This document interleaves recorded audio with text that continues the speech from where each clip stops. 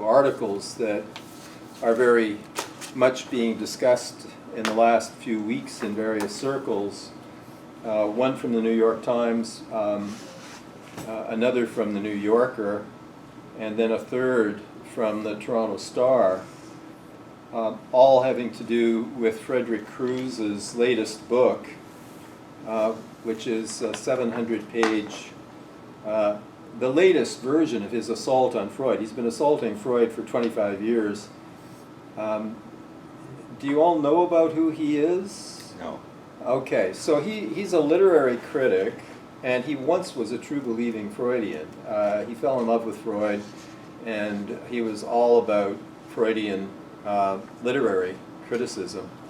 And then for one reason or another, I don't quite know the details as to why, but he became disillusioned, and he began to behave like a man who had belonged to a cult and had become deprogrammed, and now was assaulting the cult in every which way. So he's been writing for years, not only about what he sees as the scientific discreditation of psychoanalysis, but also attacking Freud's character in every possible way. So this latest book kind of records every wart, every blemish, every bit of misbehavior, every bit of shabby behavior. It's a compendium of Freud's errors and Freud's sins. So there have been some interesting reviews. In the New York Times book review, George Proshnik, on August 14th, New York Times book review, he writes an article called "The Curious Conundrum of Freud's Persistent Influence." And then that's followed on August 28th by a very nice article in the New Yorker by Louis Menand, August 28th, "Why Freud Survives. He's been debunked again and again, and yet we still can't give him up." And then just the other day, I don't have the exact date, but in the Toronto Star opinion commentary section, "The Pope, the Shrink, and the Dirty War" by Rick Salutin. Pope Francis's revelation that he'd seen a psychoanalyst decades ago comes at a time of renewed attack on Freud. So Salutin is also referring to the Crews attack. All three are. I forgot to start, as I was going to start today, with the trigger warning. I'm going to go ahead with the trigger warning now. Look, we live in strange times, right?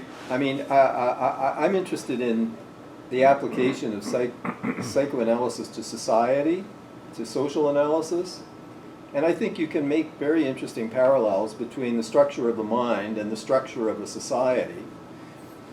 I find it particularly useful to think in the terms of Melanie Klein, who sees the mind as composed of these two positions, not stages, but positions, like archaeological layers. There's the paranoid schizoid position, and then there's the misnamed, unfortunately she called it the depressive position, which is very misleading. I like to think of it as the reparative position. But clearly the reparative position is a much more mature position. Reality testing is intact. Thinking is much more dialectical than it is dualistic. We tend to see people whole, warts and all. We tend to see ourselves more holistically. We don't split. But we never get over the paranoid schizoid position. All we have to do is have a bad night's sleep or something wrong in our day, and we can quickly regress into the paranoid schizoid position where everything is split. You're either with me or you're against me. You're either a good guy or you're a bad guy. Everything is radically polarized. And I think just as individuals shift between these two mental positions, so I think societies shift. And I think personally, in the West, we're in the midst of continuing cultural regression. Mind you, this is one of the themes of the Frankfurt School of Social Theory, which has argued for many, many decades that we are in the process of a cultural regression from the depressive position to the paranoid schizoid position. So I think we're living in a society where there is tremendous polarization. I think we in Canada are lucky we don't have it quite as severely as they have it south of the border, but we still have it. I mean, we're living in a time when the President of the United States can proudly speak of grabbing women by their genitals, and yet on the other hand, we have this new Puritanism of the social justice warriors who are out to enforce political correctness without a heck of a lot of concern for free speech and for people's rights to express themselves, and who want to function as a kind of thought police and speech police, and can be incredibly intolerant.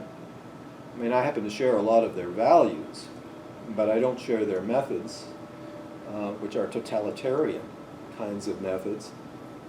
So we have a kind of totalitarianism on both sides, and we've got this great split. Where's the middle? Where's more balanced, reparative position, whole object, tolerance of uncertainty, tolerance of ambiguity? You know, we seem to be losing this a lot. So for the first time this year at the university yesterday, I felt compelled to do the trigger warning. So here it is. The following material in this course contains mature subject matter, you've heard that phrase, and may not be suitable for all audiences. Psychoanalysis is centrally concerned with the dynamic unconscious. Feelings, thoughts, memories, desires, and fantasies are rendered unconscious for a reason, because they are anxiety-provoking, painful, traumatic, and/or guilt-arousing, unacceptable, offensive, inappropriate, bad, immoral, perverse, politically incorrect. That's why we repress. That's what the unconscious is filled with. That which is unacceptable, unacceptably frightening, unacceptably immoral. Hence, there can be no guarantee that here you will be safe from hearing things that may offend, distress, or trigger you. Listener discretion is advised. You are reminded that you are not required to be here and are free to leave now at any point. Your continued attendance will be taken as consent and willingness to assume this risk. End of trigger warning. So now I'm doing that every time I open my mouth. I consent. Okay. Yeah. Okay, let's come back to these articles, the curious conundrum of Freud's persistent influence and why Freud survives. He's been debunked again and again, and yet we can't give him up.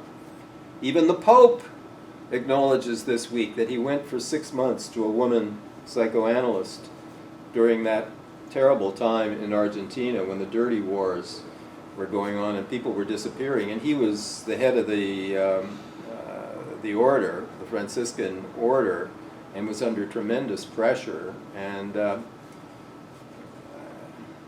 turned to psychoanalysis for help.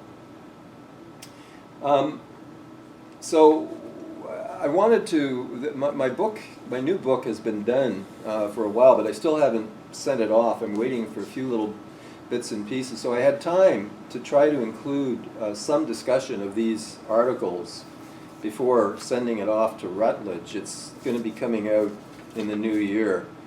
It's called Psychoanalytic Thinking, Essays in Critique. So I'm just going to read a section that I threw in at the last minute to address these articles. So In a review of Frederick Krew's 2017 latest catalog of Freud's faults and blunders, George Proshnik points out that despite what Krew sees as the scientific invalidation of psychoanalysis, he acknowledges that Freud, along with Shakespeare and Jesus, quotes, is destined to remain among us as the most influential of 20th century sages, unquote.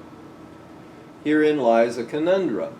Quotes, the creator of a scientifically delegitimized blueprint of the human mind and of a largely discontinued psychotherapeutic discipline retains the cultural capital of history's greatest playwright and the erstwhile son of God, unquote. Neither Krew's nor his reviewer offer an explanation for this curious state of affairs. The answer, in my view, is pretty simple.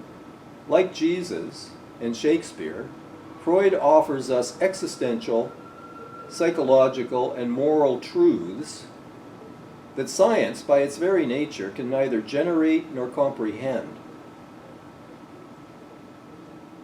In Why Freud Survives, Louis Menand writes, quotes, the principal reason psychoanalysis triumphed over alternative theories and was taken up in fields outside medicine, fields like literary criticism, is that it presented its findings as inductive.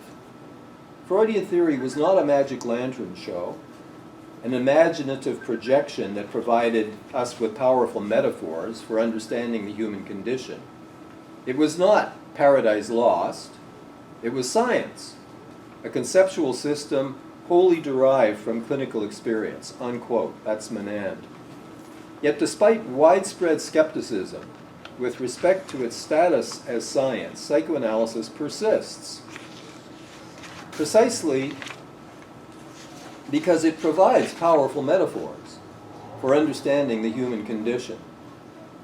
As Krew is right to believe, this Freud has long outlived psychoanalysis. For many years, even as writers were discarding the more patently absurd elements of his theory, they continued to pay homage to Freud's unblinking insight into the human condition. That persona helped Freud to evolve in the popular imagination from a scientist into a kind of poet of the mind, unquote. That's Menand.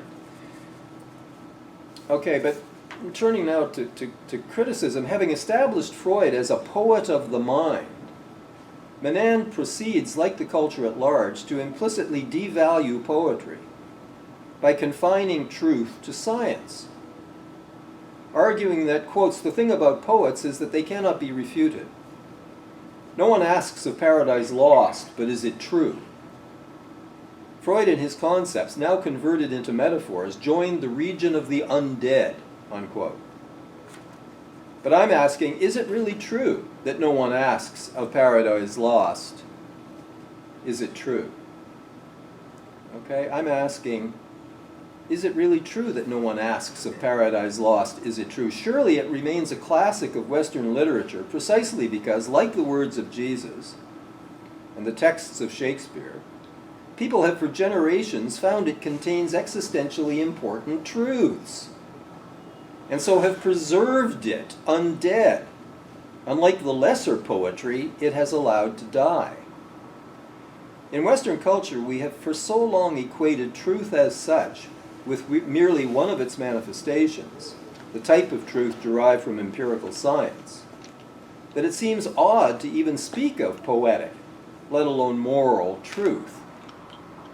But the myths and literature we consider classic, Sophocles, Euripides, etc., Shakespeare, the myths and literature we consider classic are celebrated over lesser forms, not merely because they are more aesthetically pleasing, but because they are at the same time felt to be truer in important ways. Just as religion fails to colonize the sacred, I learned this from my mentor, the scholar Eli Sagan, because for years I had confused the category of the sacred with religion. And he said, Don, what are you talking about? Religion has no corner on the sacred. The life of a child? Holy matrimony? Democracy? Lots of people hold things sacred who aren't at all religious. So, just as religion cannot colonize the sacred, so science holds no monopoly on truth. We've allowed religion to colonize the sacred, and we've allowed science to colonize truth to a considerable extent in our culture, I believe. The competence of science is largely restricted to knowledge of material and biological objects. What some people have called the lithosphere, sometimes called the geosphere, and the biosphere. This is the three worlds hypothesis. First of all, there's the dead material planet, lithosphere, geosphere. Then it sprouts life, green, biosphere, the whole evolutionary process. And then finally, with the emergence of the human, and this is no celebration of the human here, because part of what emerges with the human is a kind of destructiveness that no other species possesses. So a lot of people, when you start talking about the three worlds and you talk about the emergence of the noosphere, which goes beyond the biosphere, the noosphere, the world of human mind and culture. A lot of people assume you're celebrating humanity over the rest of creation. No! Looks like we're the species that's going to bring about the sixth extinction, probably. Part of our uniqueness is our unique destructiveness. In arguing for human uniqueness, we're not arguing for human superiority. We're arguing for uniqueness. And part of our uniqueness is that our behavior is not controlled by biological forces the way other animal species are. And therefore, we run amok.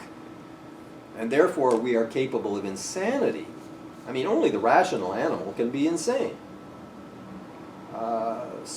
But here we have the three worlds. And my point is that empirical science is for the most part restricted to knowledge of material and biological things and organisms. There are some exceptions. I think there are some areas of social science where some scientific techniques become feasible. But for the most part, empirical science is really suitable for the study of material and biological objects, but human beings are subjects as well as objects. Of course we're objects. We can be studied as material and biological objects, but we're also subjects. We are subjects as well as objects. Existence, existens, the technical existentialist term, existence means stepping outside, outside. Standing outside. Well, we stand outside of nature.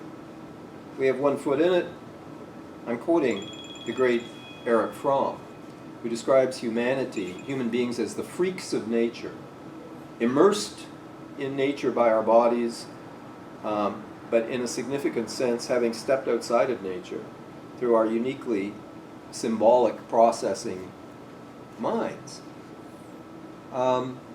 So, existence in the noosphere involves what Lacan calls the imaginary and the symbolic transformations of the real. We're symbolic creatures, we're language animals, and we relate to the world through the imaginary and through the symbolic. In the language of Wilfred Bion, we have minds that transform raw beta elements by what Bion calls alpha function, by which he essentially means alphabetization. We alphabetize, that is, we symbolize the world. And this process of symboling generates the conceptions, the dreams, the myths, and the metaphors that either live us or through critical self-reflection, namely psychoanalysis being a form, not the only form, but that's what psychoanalysis is. It's a form of critical self-reflection. through critical self-reflection, we sometimes are able to learn to live and not just be lived by our metaphors, our myths, and we can become self-aware of them, and we can begin to modify them in creative ways. So that's the way I've tried to deal with this issue of the so-called scientific discreditation of psychoanalysis. So that's my answer to why we can't get beyond Freud, because like Shakespeare and Jesus, he gave us truth. Now, of course, I'm not trying to say that that's all he gave us. He gave us a lot of bunk mixed in with the truth, right? I mean, he was profoundly wrong about a lot of things, and he was profoundly right about a lot of other things.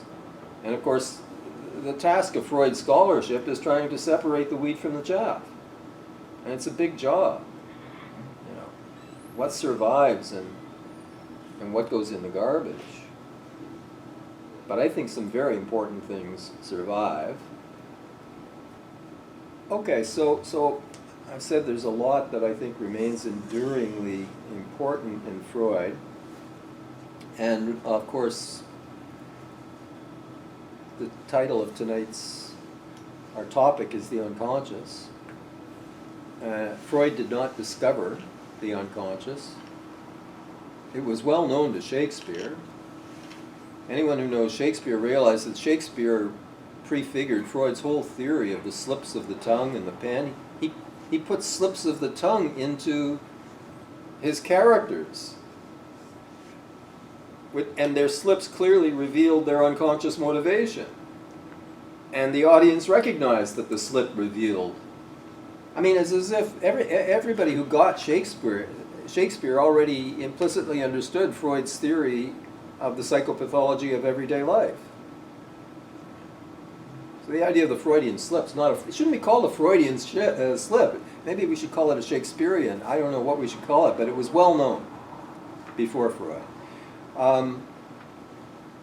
Philosophers had written extensively about the unconscious and about unconscious processes. So Freud in no way is the discoverer of the unconscious, but he does set out to systematically study it.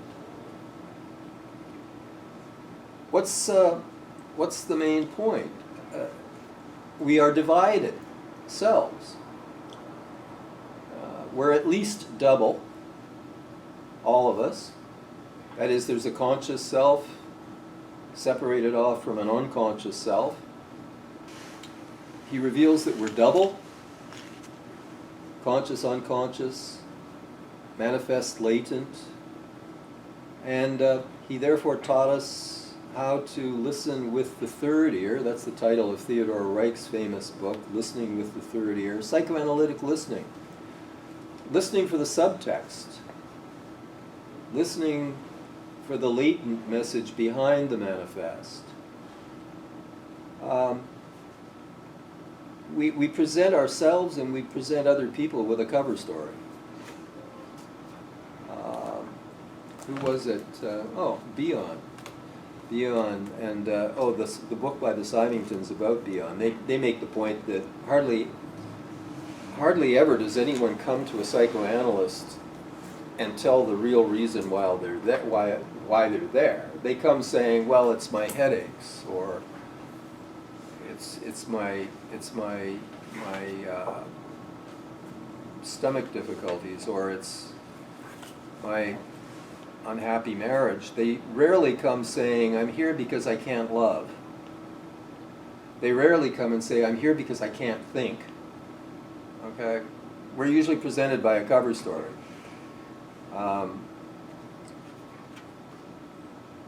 So we're listening with the third ear. We're trying to decode and get behind the disguises. Certainly, Freud called it the dream work. He could have called it the disguise work. The mechanisms that take the raw, unacceptable, latent thoughts and transform them, disguise them into the manifest content of the dream. Freud says patients come and say, I know I had a dream last night. It was very long and involved, and I've forgotten 90% of it. I can only remember this little bit. I guess it's not worth even telling you. Freud says, of course it's worth telling me, because all you've forgotten is disguise anyhow. We're not interested in the manifest dream. It's just a jumping off point. So tell me that little snippet, and we'll see where your associations go with that, and where we get to through free association to that. So we're trying to get behind. So Freud, along with Friedrich Nietzsche and Karl Marx, is a member of what some writers have called the tradition of suspicion, the Western tradition of suspicion. The whole discipline of sociology, which is my first formation, belongs to the tradition of suspicion. It has what one sociologist calls a debunking motif, sociological debunking. Okay, the sociologist goes into an organization, and on the wall of the organization is the flow chart of the authority in the company, the president, and then the 3 vice presidents, and so on down. The sociologist goes in and finds out that, in fact, authority in this organization doesn't work this way at all. The secretary, who's been there for 50 years, has blackmail on the president and 3 of the vice presidents, and basically she's running the corporation.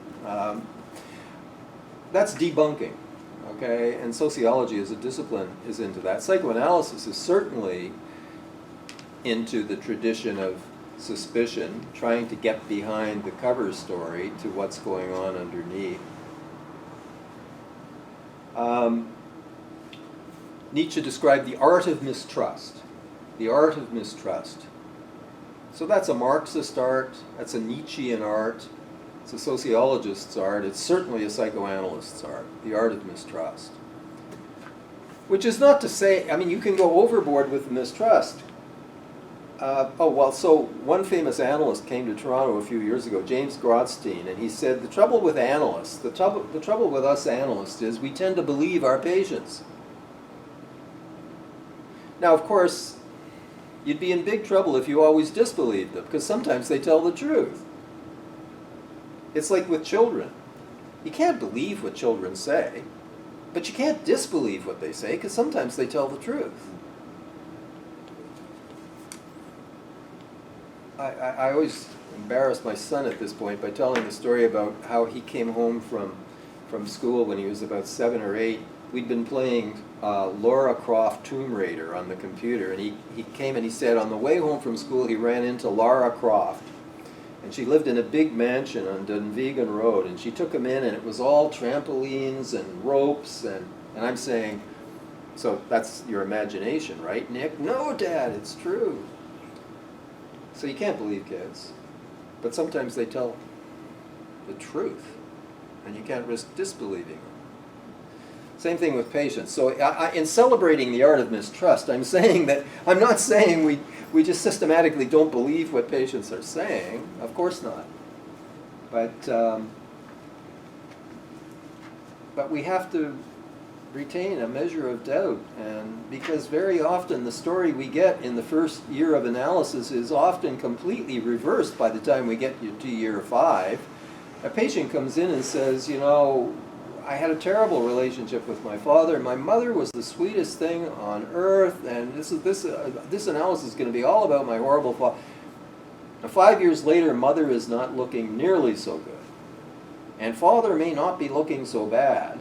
That story will have gotten complexified in significant ways if the analysis is headed anywhere valid. Okay, getting behind the cover story. So he reveals that we're double, and then he pretty quickly expands that to triple, because he advances early on his topographic theory, conscious, preconscious, unconscious. The line is broken between preconscious and unconscious. It's voluntary. My phone number is in the preconscious. If you ask, I bring it up, put it on the screen when I don't let it drop back into But then there's the solid line separating preconscious from unconscious. That's the censorship, that's the repression barrier, and the material in the unconscious cannot so easily voluntarily be brought back up into preconscious and unconscious. Repression barrier. Now we're 3, and then of course in 1926 he doesn't replace the topographic, but he supplements it with the structural theory of id, ego, superego. Another triumvirate. 3 parts of the self. Why does he do that? Because the topographic theory had a false implication. It tended to imply that the part of the mind that does the repressing is conscious and preconscious, and the part of the mind that contains the repressed is unconscious. And Freud realized that this is erroneous. The unconscious does contain the repressed, but the part of the mind that does the repressing is itself unconscious. So the advantage of the id, ego, superego model is that you can draw a line. Think of 3 circles: superego on top, ego, id, and you can draw a line. I've seen it drawn as an iceberg. Have you seen that iceberg? Frequently drawn as an iceberg. So the it is completely below the water. Right. The conscious is above the water, and Right. and the super. The preconscious would be pretty much above the water too, but see, that's where the iceberg metaphor breaks down. Okay. And here's the advantage of, just think of these 3 circles that I'm talking about. You can draw a line through all 3. Okay. If you want to still use the water metaphor, let's put the id all under the water.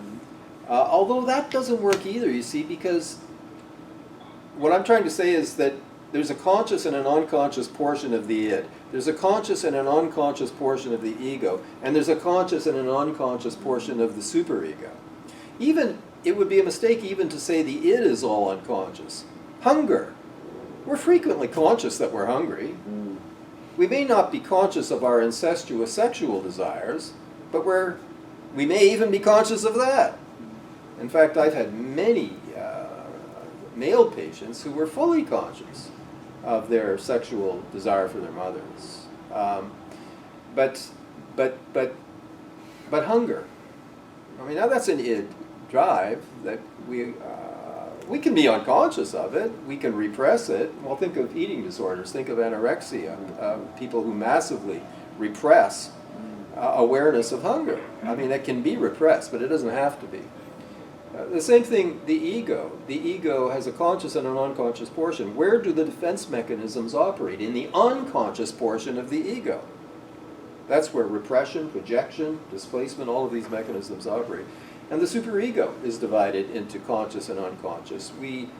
A person can, I think of an innocent girl raised in a fundamentalist Christian town in northern Ontario who comes to university, and she believes that premarital sex is sinful, but her boyfriend quickly persuades her otherwise, and on a certain level she goes along with this, but she sure isn't enjoying herself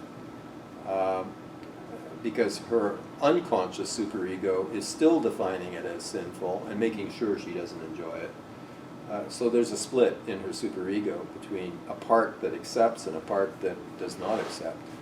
So people are often divided in the moral domain as well as in the rational and in the passionate.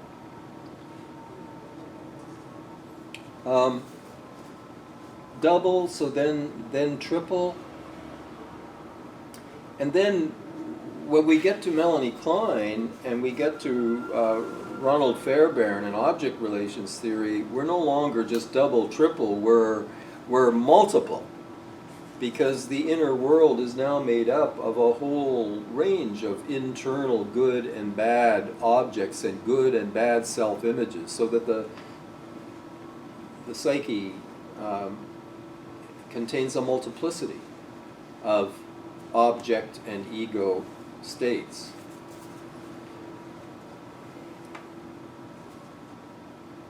So what contains the multiplicity of object and ego states? What contains that? Well, I'm talking about the Melanie Klein's view of the psyche, that is, of the human mind, the human psyche. The human psyche is no longer just double, conscious and unconscious. It's no longer just id, ego, superego. Certainly the inner world, which is a world of fantasy, for Melanie Klein, much more clearly than for Freud. The human psyche is a fantasy system. And these mechanisms that Freud thought of as actual mental mechanisms, for Klein, are not mental mechanisms per se. They themselves are fantasies, like projection. Projection is my fantasy that bits of me now reside in you. Introjection is my fantasy that bits of you now reside in me. It's a fantasy. But sometimes that fantasy is so strong that both you and I can get caught up in my fantasy. Like, I can become so convinced that parts of me are now in you. And my conviction that this is true can influence you to the point where you start feeling that it's true. And you start to even feel and to enact the feelings that I have imagined I have put into you. It's not that I've actually put the feelings into you. It's that my fantasy has drawn you into the fantasy. And the fantasy becomes self-confirming. That's the Kleinian view more than the Freudian view. It's like a folie à deux.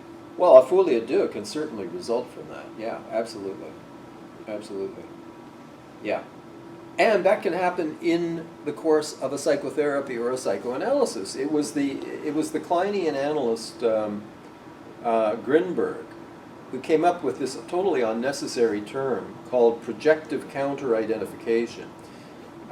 He's working with the Kleinian concept of projective identification, so that I put the feelings that I can't bear, I put them into you. Projective identification.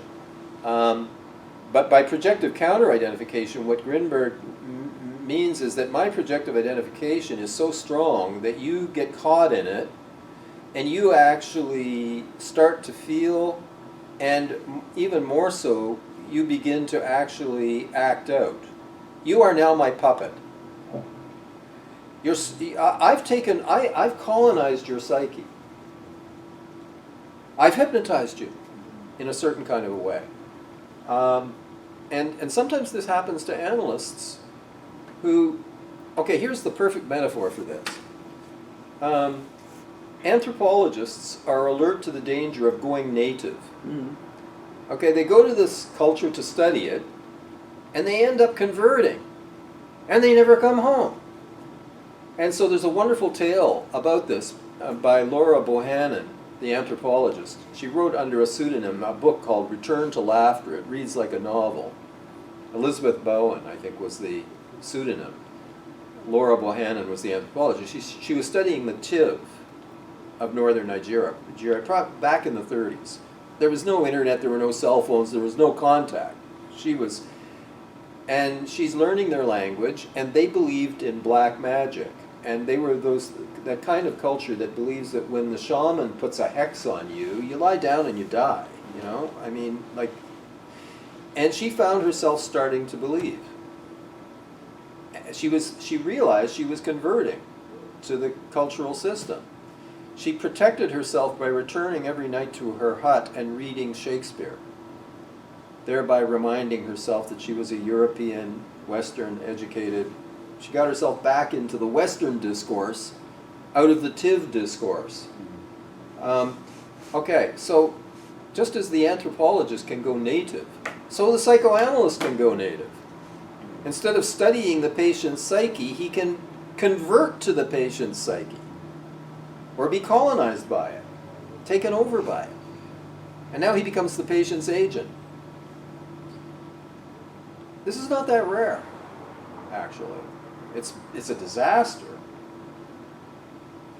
when it happens, but it's not that rare.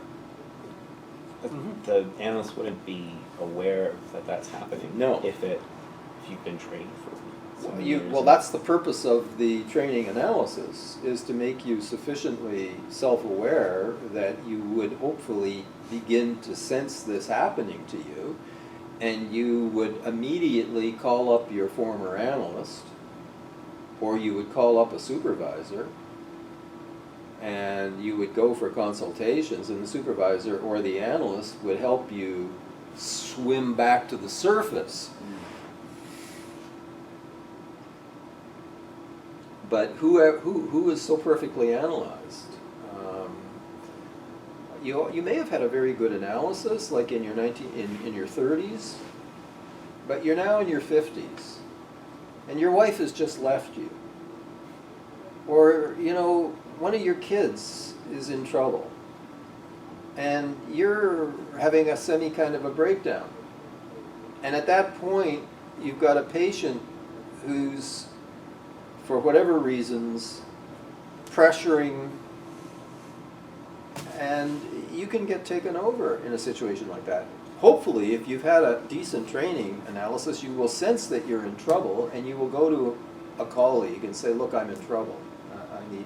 I need help. Are you saying that the analyst is having a rough time in his or her 50s? Not the... In his personal life, yeah. He might have functioned fine for 20 years, but then something goes wrong in his personal life. Mm-hmm. And he's very vulnerable then to being drawn in inappropriately by patients in one way or another. Mm-hmm. In other words, he loses his self-control, he loses his objectivity. That can happen. He usually ends up losing his license as a result, which is not that rare. This reminds me of the show In Treatment. Ah. Have you heard of the show called In Treatment? I watched every one of them. Gabriel Byrne. Fantastic actor. Fantastic actor. He did a great job. I thought that series was excellent. So I keep watching it over and over and learning from it. I could actually, I watched them all. I could actually watch them all again. They were, well, he has such an interesting face, for one thing. I mean, he's just very interesting to watch as an actor. And that's exactly what was happening. His personal life, his marriage was breaking down. Right. It was well done. It was well done. And he was challenged by many of his patients. And then he goes to see Gina. That's right, for supervision. Right. There's a new series starring Naomi Watts, and it's now on Netflix or Crave TV. She plays a therapist, and she's going she's going right off the rails. I was looking forward to it. It's not so good. What is it called? What's it called? Does anyone know? No? I saw it. I can't remember the name. I saw the little ad for it on Netflix. Right. It's on Netflix or Crave, one or the other. Naomi, I forget the name of it. I think it's a woman's name. It's not. I watched one episode and decided no. This is not realistic enough for my taste. It's just too wild and woolly. Sorry? Gypsy. That's the name of the show. What is it again? Gypsy. Gypsy. That's Like a right. gypsy. Gypsy. You're right. That's it. Gypsy. Yeah. I didn't recall that. I guess they did not make it conclusive in treatment. It was left ambiguous, as you say. But that's pretty interesting. There was a well-known American analyst by the name of Alan Wheelis, Wheelis, Wheelis. He was a kind of a mainstream Freudian analyst in California, but he had a strong existentialist bent, and he wrote very much about the problems of meaning and meaninglessness and loneliness, and he wrote about the analyst, which he was, and he wrote about that element of the analyst as a kind of schizoid person who has trouble forming relationships in the real world and who likes analysis. Because analysis is the perfect place for a schizoid. Okay, schizoid people are people who have real trouble with intimacy. But if you're an analyst, it's kind of a pseudo-intimacy. You're kind of close to the person, but you're only seeing them 2, 3, 4, maybe at most 5 times a week for 50 minutes. That much intimacy you can tolerate. It's all very boundaried and framed. There's no touching, whatever. It's talk. Schizoid people can be very drawn to the practice of analysis. I'm in no way saying that all analysts are schizoid. I'm in no way saying that that's why we're drawn to the field. But I do think that the analytic role is appealing to schizoid people for that reason, you know. And that's the case with the Gabriel Byrne character. So for that kind of person who has become an analyst as a way of justifying being schizoid, leaving the field might be a growth move. Okay? Yeah. Yeah. But we're not going to generalize about the field here. Not everyone is schizoid and relating to it that way. Okay. Well, we've been talking about psychoanalysis as revealing how split we are, double, triple, quadruple, whatever, all of these different sub-selves and internal objects. The same is true with Lacan, Jacques Lacan. His barred subject, he makes the distinction between the subject and the ego. Now, the ego for Lacan is not Freud's ego. It's not the ego of id, ego, superego. It's not the structural ego. It's the specular ego. That is, it's the self-image. And in his famous essay, The Mirror Phase, Lacan talks about how, at a certain point, around 6 months, the child escapes his sense of fragmentation and incohesion by falling in love with his image in a mirror.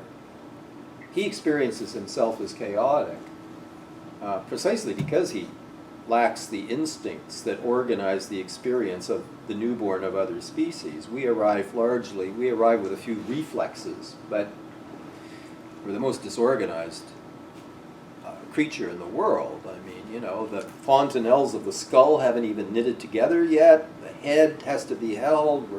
We're all over the map. But at 6 months, we see this image. And it looks so cohesive and organized, and the child falls in love with this. And this is the birth of the specular ego, the self-image, which for Lacan becomes a kind of an idol. I mean, Lacan is profoundly Catholic. And idolatry for both Jews and Christians is the primordial sin. Idolatry, you know. And Lacan is talking about an idolatry of the self. He's talking about narcissism. Narcissism is idolatry of the self, self-worship, self-centeredness. And so we become fixated on this image. And for Lacan, from that point on, our desire is the desire of the other. That is, we desire to be desired. I desire to capture the desire of the others. I want to be the apple of everybody's eye. That's what makes human beings tick. We all want to be numero uno. This is, of course, what leads into the Oedipus complex. Lacan implicitly understands that, as Freud did not, and I always agree with Lacan about this, Lacan understands that the Oedipus complex has very little to do with sex. It has to do with wanting to be the apple of mommy's eye. Now, in the Trobriand cultures, the little boy is not jealous and hostile towards the man who merely sleeps with mother, because in Trobriand culture, the man who exercises authority and the man who is the most important man in mother's life is her brother, the maternal uncle. Father comes and goes, he's easily divorced. He's a big man back in his own village where he's an uncle. But in his wife's village, see, it's a matrilocal and a matrilineal culture. Lineage is traced through the mother, and when you marry, you go to live in your wife's town, where you're basically a nobody. You just sleep with her. But your children are raised by her brother. And so the little boy is rivalrous with his uncle, because he implicitly knows his uncle is the most important man in his mother's life. In our culture, it's confused, because usually the man who is the most important man in mother's life is also sleeping with her. So Freud thinks, well, it's about sex. No, it's about narcissism. The Oedipus, that's why the Oedipus includes siblings. I want to be numero uno, but I'm in competition with these pests. How could my parents have been so cruel and inadequate as parents to actually bring other children into the world? My competitors. So this is the Lacanian take on the Oedipus complex. It's a much more sophisticated, and I think much truer, take than the Freudian focus on sex. Of course, in our culture, sex gets all involved with it. Well, I guess sex always gets involved with it too. But the sexual component is secondary to the narcissistic component.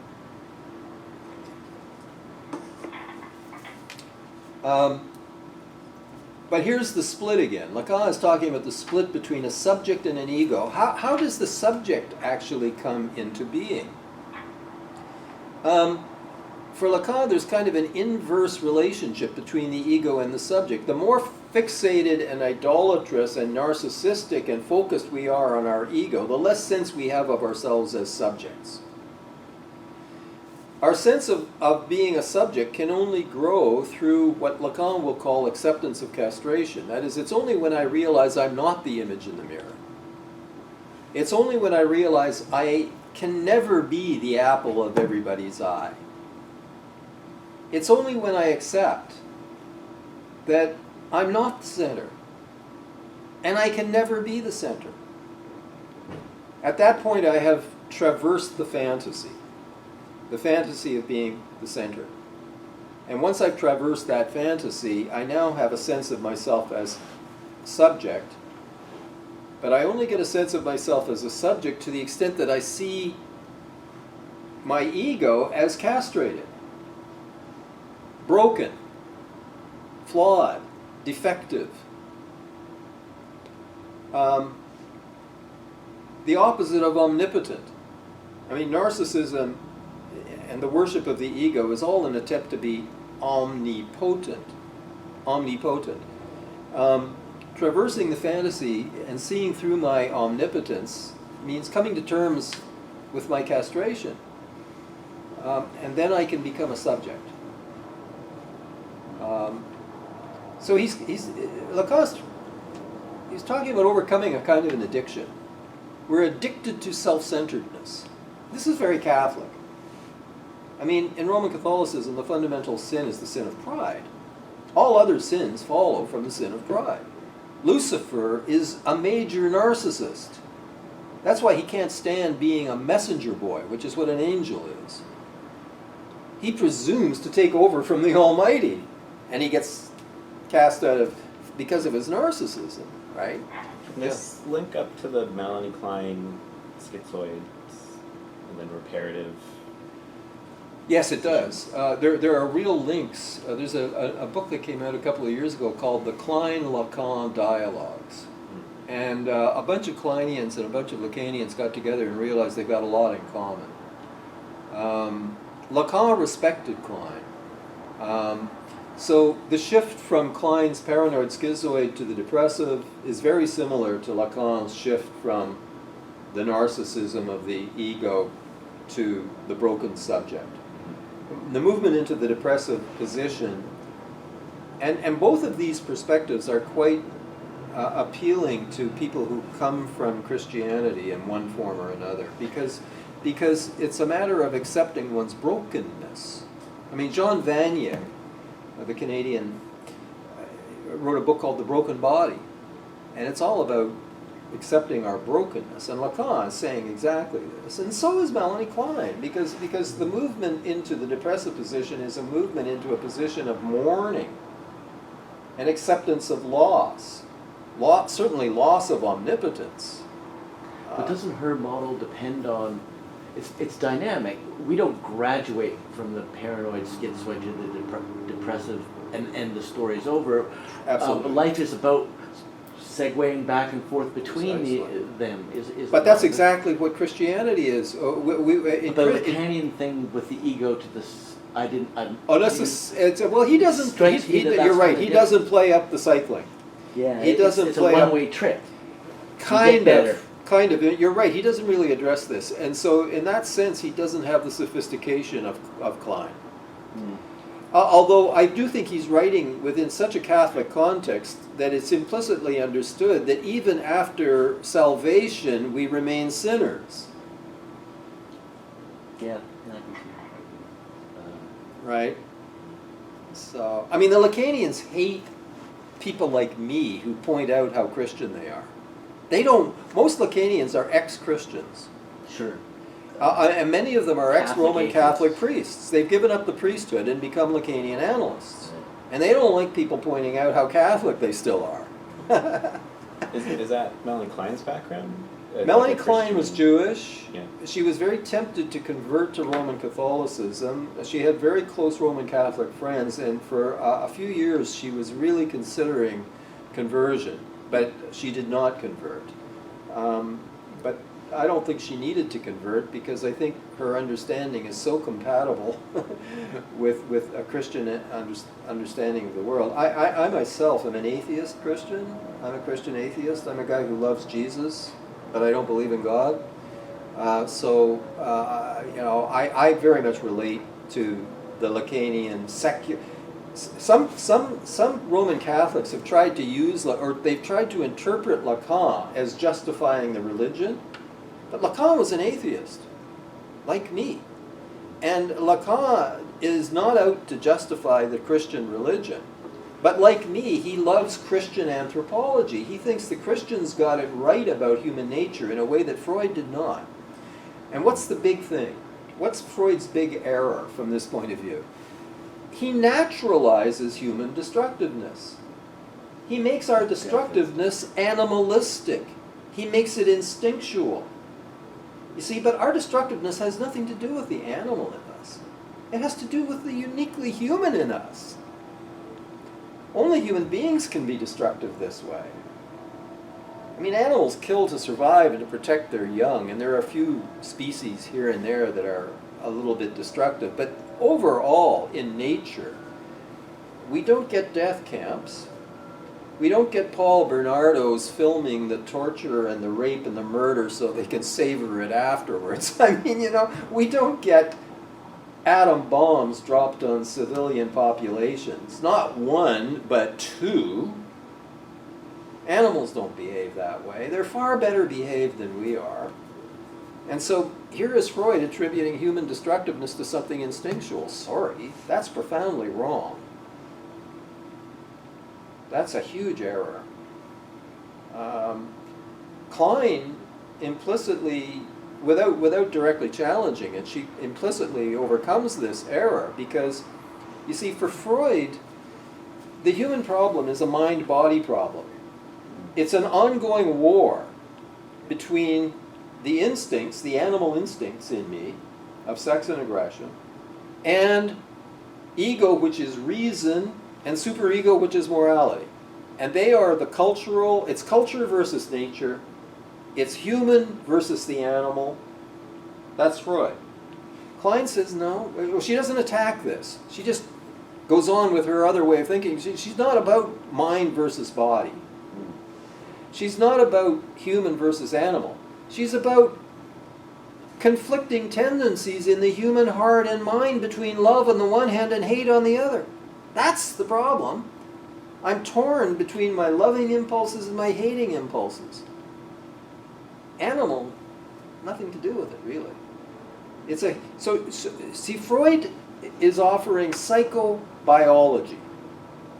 Klein offers psychology. It's about the mind.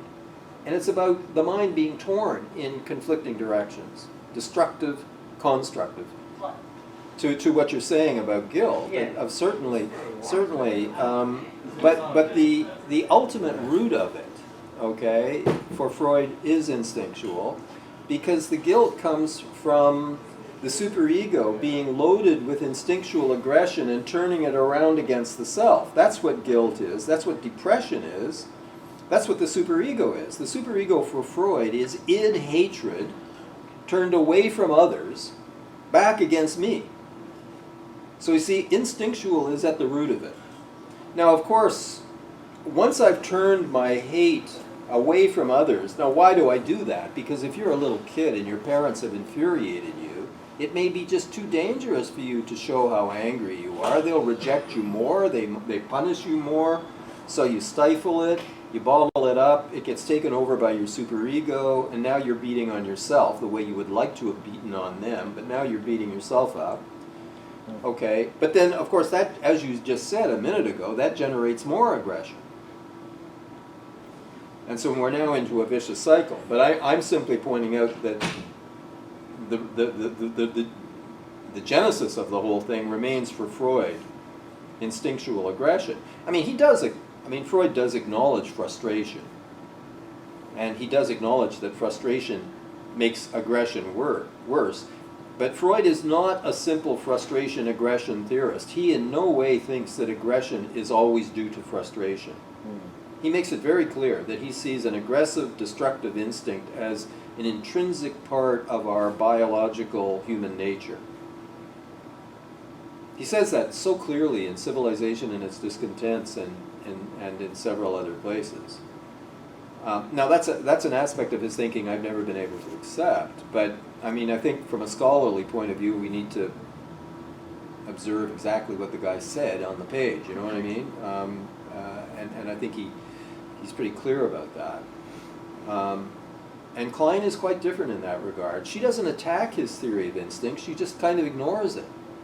And she just describes what she sees in patients as people who are torn between loving tendencies and hating tendencies on the other. And she doesn't bother to speculate very much about the biological roots of these things. But in pointing to Freud's work on guilt, I think you're pointing to the most valuable, enduringly valuable contributions of Freud. I mean, his work on unconscious guilt, especially that paper where he talks about the three character types. Those who fear success, those who are wrecked by success, and the criminal from a sense of guilt. Okay? He's talking here about three kinds of what he calls moral masochism. And it's brilliant what he says about the timing. You can hurt yourself in advance, and when you've hurt yourself enough, you can let yourself write the essay and submit it. But you've procrastinated it for weeks. You've humiliated yourself by having to crawl to the instructor and ask for extensions. And at a certain point, you've humiliated yourself enough and suffered enough that you let yourself actually write the damn thing and submit it. So you've suffered in advance. Then there are people who suffer after.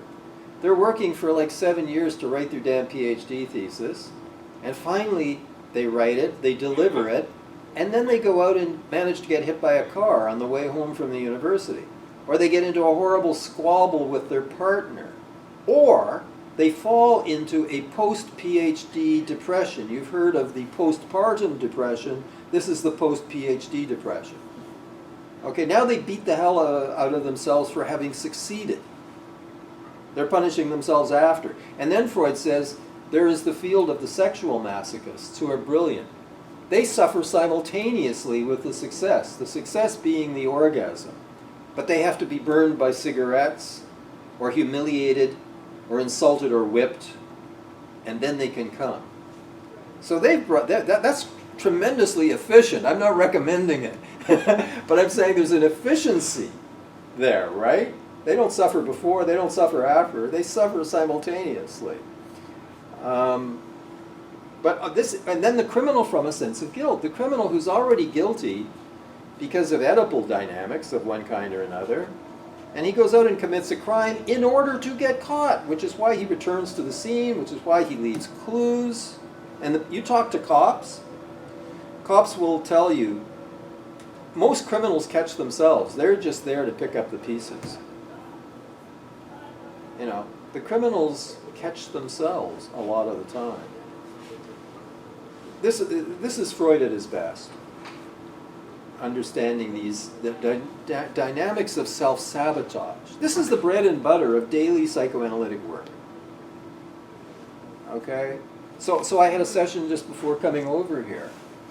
And he came in and he first talked about how he was under a lot of stress and mad at himself because he could have used the last 2 months to prepare for stuff he now has to do this month, and it's now heating up and has to be dealt with, and he could have been ahead of the game, but he frittered the time, and he's mad at himself. Then he brought a dream, and all he remembered was looking down into water, and there were a whole bunch of writhing snakes, and he hates snakes. And on awakening, it got worse because he woke up terrified from the snakes, and then he remembered that horrible story down in New Brunswick where the guy had the pet shop and he let the snake escape and it ate 2 little boys. He thought about that and then he just couldn't get back to sleep. That story terrified him so much. And he remembered that when the guy who owned the pet store, somehow or other he managed to get that snake back in its glass cage, and it was throwing itself against the glass to get out and to do more damage, I guess. And so these images terrified him. So then he went on and he talked about how, you know, he's been in analysis for many years and he's made tremendous improvements. And one of the improvements is that he's become a much kinder and thoughtful man towards his wife. But he slipped up. She announced that she was taking one of her, what do you call them, mental health days, where it's not a sickness day, but it's a day you're allowed to take off. 2 or 3 of such days in a year. She's taking one, and because her father has a medical appointment, and she's going to take him. And he found himself making snarky comments, because first of all, he's under the gun and has all this work happening, and the wife's taking a day off. And she's taking a day off to look after her father, which makes him jealous to begin with, because she's very devoted to her father, and the father is a rival he wants his wife all to himself. He's got an ego, Laca. And so he's a little jealous about that, and also he's projecting, Vala Melanie Klein, he's projecting a view of himself as lazy, because he was lazy for 2 months and now he's paying the price, and so now he's projecting and seeing her as lazy, taking a day off work. Okay? And so then I said, well, no wonder you got attacked by the snake last night. It's your snake superego. That was that. Work-a-day session, you know? He felt more integrated on the way out. He now understands why he was having the snake dream, and he's snake bit by his superego because he was mean to his wife, you know, unkind. At least now he knows how to apologize. Anyway, this is the really good Freudian stuff. You know, this is the good Freudian stuff. These patterns of self-defeat, self-sabotage, guilt. Even though Freud, I think, mistheorized it. You see, because Judaism and Christianity never made that mistake. Judaism and Christianity never attributed human destructiveness to the animal in us. Right? They never naturalized it. Lacan has moved back into sync with Judaism and Christianity. He's brought psychoanalysis back into sync, which is why he's so popular with with ex-Catholics. The subject of reification in psychoanalysis, in the 1970s, a bunch of prominent psychoanalysts began to become very worried about the reification of psychoanalytic concepts. Roy Schaefer came out with something that he called a new language for psychoanalysis, in which he tried to, he argued that we should change all of the nouns into adverbs. There's no such thing as the unconscious. There is human action carried on consciously, preconsciously, and unconsciously.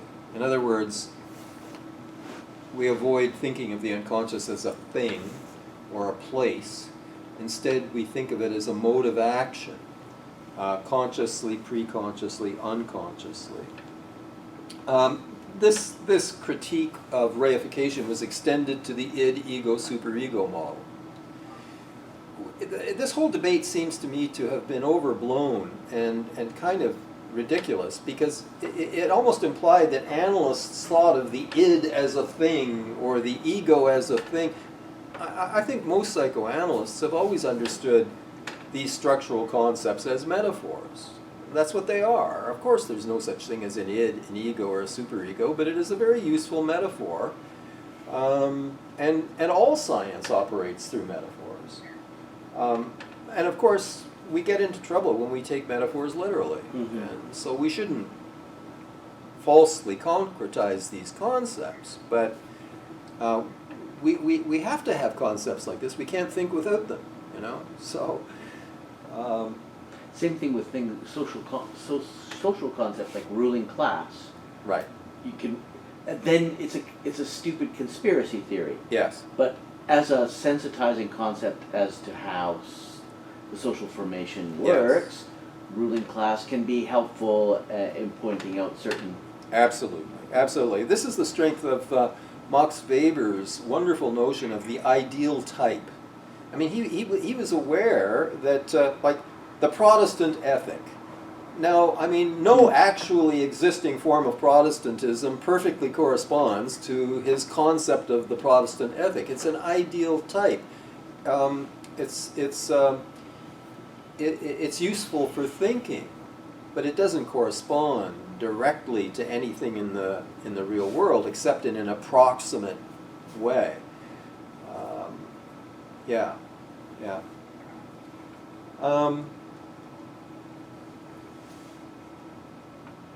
Okay, back to repression. I guess I want to make the point that we don't just repress that in ourselves which we consider or other people consider dark. Sometimes we repress that which we or others might consider good. A psychopath is someone who's really good at repressing his guilt and his conscience. It's not that he doesn't have any. It used to be thought that psychopaths just have no guilt and have no conscience. I don't think so. I think we all, well, Robert Hare is the leading expert on psychopathy. He's Canadian out at UBC. He designed the Hare scale that measures degrees of psychopathy.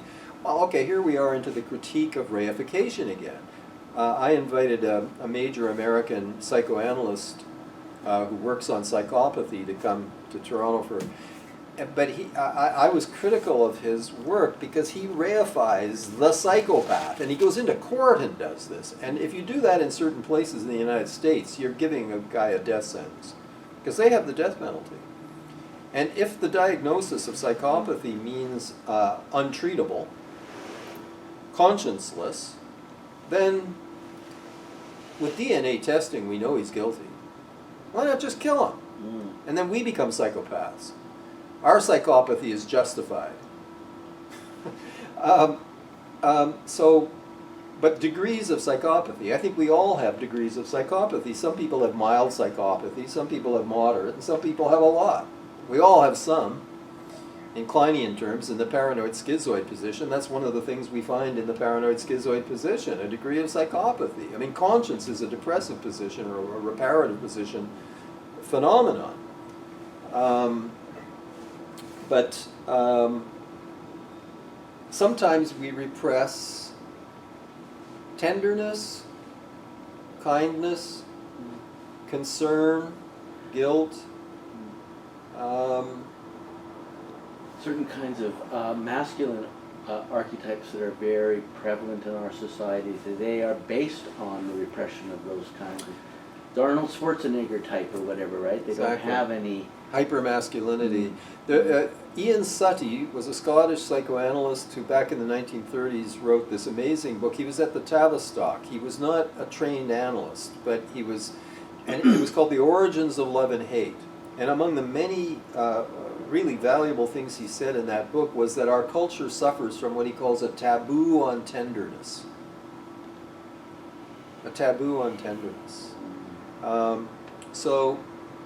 just want to make the point that repression works both ways. I suggested that people have a look at Stollerow and Atwood's work on the unconscious. Stollerow represents, he and his colleagues are, they call their approach an intersubjective approach. They're an outgrowth from self-psychology and relational I think of self-psychology, relational psychoanalysis, intersubjectivity theory. These are all much more social approaches to psychoanalysis. So is Klein, in a way, but Klein is a very different type of relational psychoanalysis. The Kleinians never lost the unconscious. They're profoundly engaged with the unconscious. A lot of the relational people lost the unconscious, especially the dynamic unconscious. It's kind of gone, and a lot of them are doing manifest content therapy. They're not listening with the third ear. They're attuning to the patient's emotions, they're attuning to the patient's affects, they're being empathic. The trouble with you psychoanalysts is you believe your patients. Isn't that what you said earlier? Yeah, that's right. That would be the critique of the relational school. And the other critique of the relational school is that they think that the cure comes through building a relationship. Whereas for Freudians and Kleinians, it is necessary to build a relationship to have a cure, but the relationship is not the cure. It's only the means to the end. And the critique of the relational people would be to say that they have confused a means with the end. Of course you have to build a relationship. You have to have a working alliance in the treatment, but then you have to get on with the task. I think the trouble with the relational people is it invites a kind of grandiosity, like I'm going to cure this person. This person is coming into a relationship with me, and it's through relating to my goodness. That's very narcissistic. I'm going to do a better job than their mother. I'm going to be a better mother. I'm going to be a better father. I'm going to be warm and empathic where the parents were cold and blah, blah, blah. I don't see it that way. I see it's important for me to be empathic and reliable and to have a conscience and to wish the patient well. Yeah, that's all important. But I'm also a technician.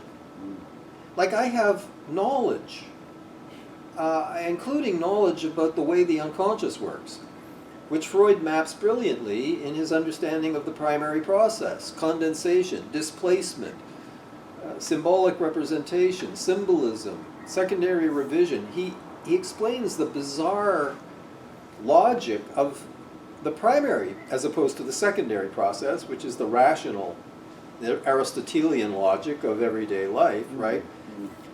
In the piece that I suggested you might look at by Stollerow and Atwood, they talk about different senses of the unconscious, but they completely leave out any discussion of Freud's main discovery, namely primary process thinking.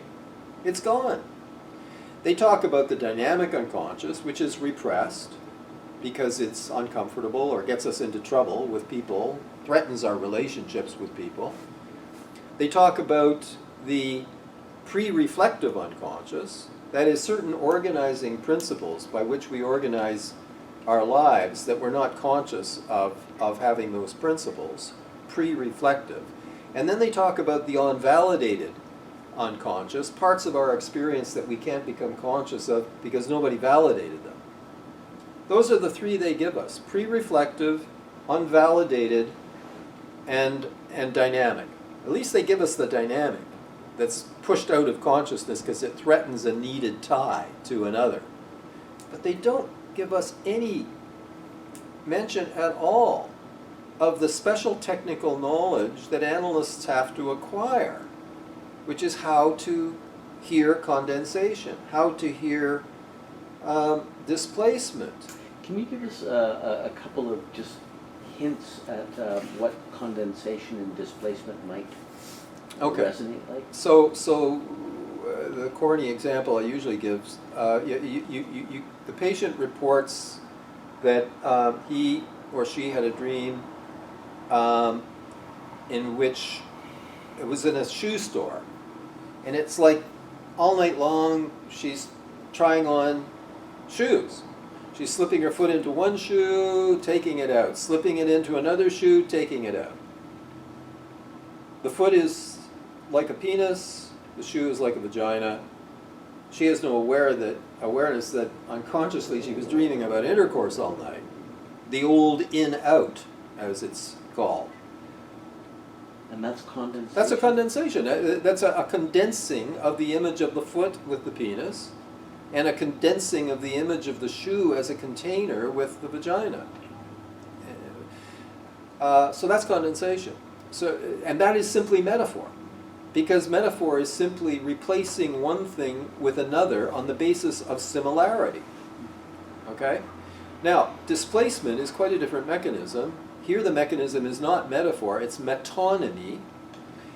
And it's replacing one thing by another, not on the basis of similarity, but on the basis of contiguity. That is, things that go together. A, B, C, D, E, F, G go together, but A doesn't resemble B. B is not similar to C, but they go together. So the patient says, all I can remember from my dream was that smell of, and that sound of bacon sizzling, and the smell pervading the house, bacon sizzling.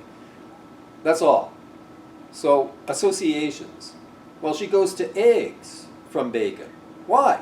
Bacon doesn't resemble eggs. Eggs don't resemble bacon, but they go together. They're contiguous. And then, having gone from bacon to eggs, the next thought is, maybe it got fertilized because the condom broke.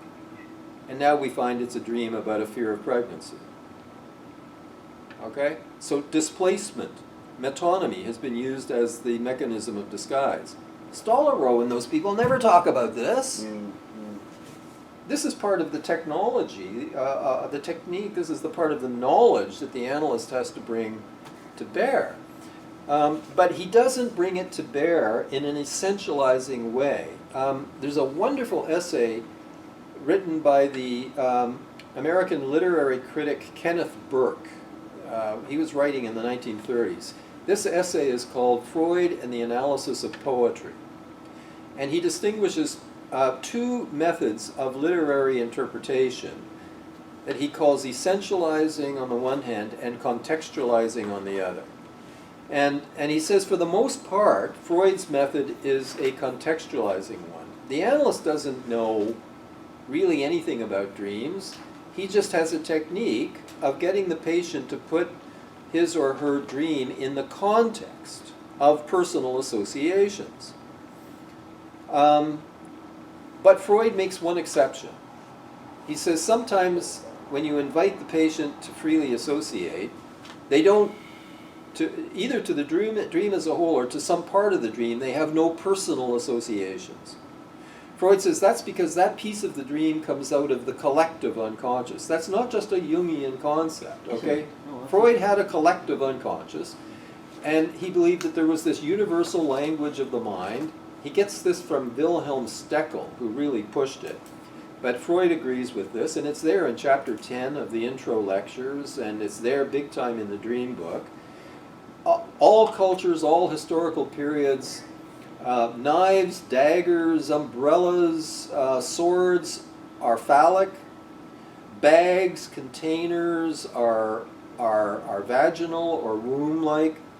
Freud says, in all times and all places, running up or down stairs, bump, bump, bump, bump, bang, bang, bang, bang, is intercourse. And he says this is not a social construct. This comes from a universal level of a collective level of the psyche. And he says some dreams tap into that, and that's why the patient can't have any personal associations, and therefore here the analyst must step in, like a Jungian, with his knowledge of universal symbolism. And I think this is a great mistake on Freud's part. I think it's a great mistake on Jung's part. I think it opens the door to analytic authoritarianism, where the analyst is suddenly the expert. I just said that the analyst does have expertise, but his expertise is about the mechanisms of disguise. His expertise is not about what things mean. His expertise is about the mechanisms we use to shift meaning and to hide meaning and to distort meaning. But the analyst doesn't know what the dream means. He can suggest when he hears the patient go, well, usually in that example, the analyst didn't have to say anything. She went from bacon to eggs, and then she went to the condom. Okay, so essentializing and contextualizing. Freud breaks with his overall contextualizing method in this one area of the so-called universal symbolism, and I think that's an unfortunate thing. So here's an example of bad analysis using essentializing. Jacob Arlo is supervising another analyst, and Arlo writes the story up. So this is not a flaw in Arlo, it's a flaw in the guy he's supervising.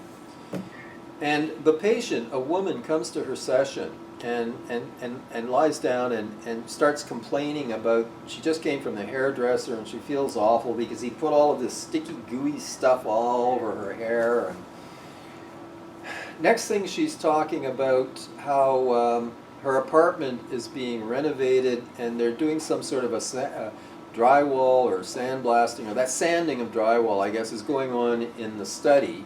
And they promise to put up a thick plastic sheet so that horrible white stuff won't get all over the rest of the apartment.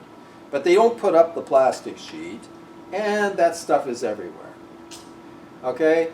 Next story she tells, the air conditioner was the air conditioner was malfunctioning, and the air conditioner repairman was supposed to come, but he came too late, and water leaked all over the floor. The inexperienced young analyst says, "Are you menstruating?" Okay? Dirty, sticky, dirt's all over, fluid is on the floor. Okay? That's how he put it together. "Are you menstruating?" he says. That's essentializing. Those are his associations. That's not the patient. He's not inviting the patient. See, what you do in that situation is you give what's called a playback. You simply say, okay, you came in, you talked about the gooey, sticky stuff on your hair, complaining about the guy who put it there, and then you're talking about a guy, they didn't put up the plastic sheet, and white stuff got all over everything, and then the guy came too late, and water got over everything. What do you think this adds up to? And the patient will usually then put it together. I could imagine what it might be. I would imagine very differently than that guy. I think that the plastic sheet is a condom. I think the white stuff is semen. That's also the sticky stuff. And the guy didn't come too late. He came too soon. And fluid got all over everything. That's how, but that's just my association. That's not the patient's association. I'm not going to say that to the patient. I'm going to ask for the patient's own associations to these things, right? So this is the difference between good analytic technique and bad. But in this area of the universal symbolism, analysts are invited to weigh in ways they shouldn't be weighing in, I feel, with alleged knowledge of what things mean, you know.